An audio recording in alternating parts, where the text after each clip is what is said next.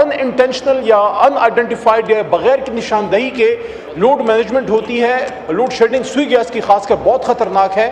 لوگ ان کے ہیٹرز کھلے رہ جاتے ہیں یا آپ کے جو گریزرز ہیں وہ بند ہو جاتے ہیں اور اچانک گیس آ جاتی ہے، جس طرح بھی آپ نے اسلام آباد میں دیکھا. بڑا افسوسناک واقعہ ہوا، اللہ ان سب کی مغفرت فرمائے. 11 بندے شہید ہوئے ہیں فیملی کے.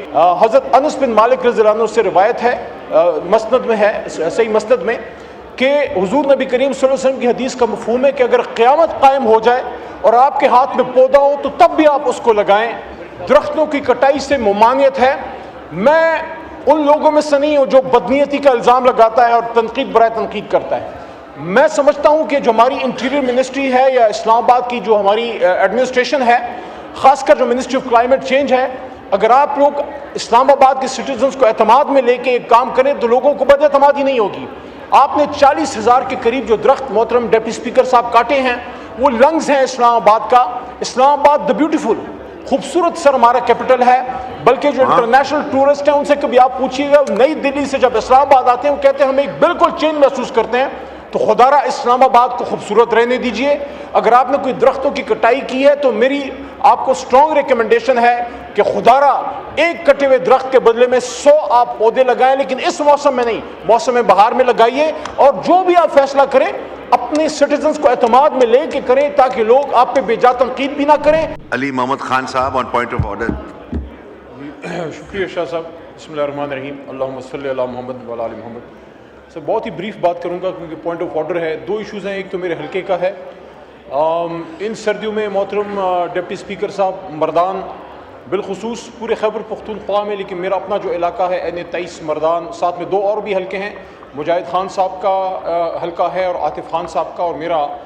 وہاں سر بجلی اور سوئی گیس کا بہت بڑا ایشو ہے. خاص کر ان سردیوں میں سوئی گیس یا تو ہوتی نہیں ہے اور اگر ہو تو پریشر اتنا کم ہوتا ہے. اور ایک اور بھی سر مینس سا ایشو ہے، میں بھی آپ کی طرف بھی ہو، کہ سوئی گیس کے لیے لوگوں نے وہ کمپریسر سے لگائے ہوتے ہیں، پریشر کم ہوتا ہے تو کمپریسر کی وجہ سے جو تھوڑی بہت آ رہی ہے وہ اس کو ڈپارٹمنٹ کو کمپریسر پہ بھی چیک رکھنا چاہیے. پریشر آپ پورا دیں گے تو اس سے کمپریسر کی ضرورت نہیں ہوگی. تو بہت زیادہ لوڈ مینجمنٹ ہے سوئی گیس کی.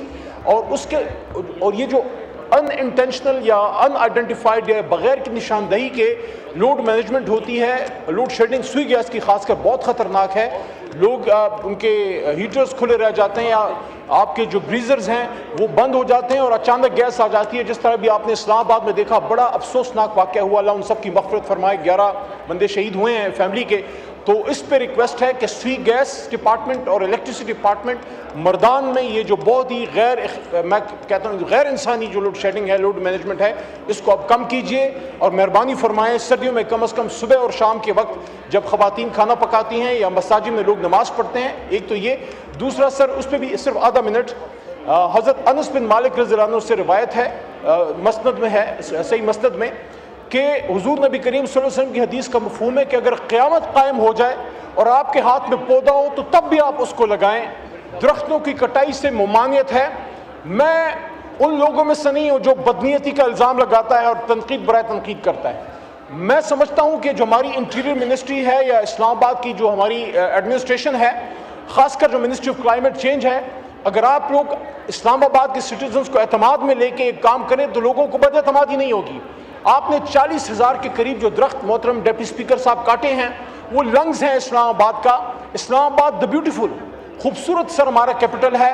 بلکہ جو انٹرنیشنل ٹورسٹ ہیں ان سے کبھی آپ پوچھیے گا، نئی دلی سے جب اسلام آباد آتے ہیں وہ کہتے ہیں ہم ایک بالکل چینج محسوس کرتے ہیں. تو خدا را اسلام آباد کو خوبصورت رہنے دیجئے.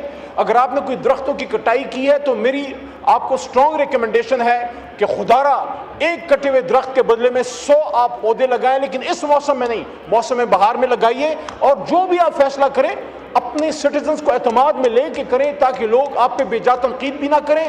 اور اگر کوئی ٹریز ملبری کو آپ ریپلیس اگر کر رہے ہیں تو باقی جو 50 اور 100 سال کے پرانے درخت آپ نے پھر ان کو کیوں کاٹا ہے؟ ان بیچاروں کا کیا قصور ہے؟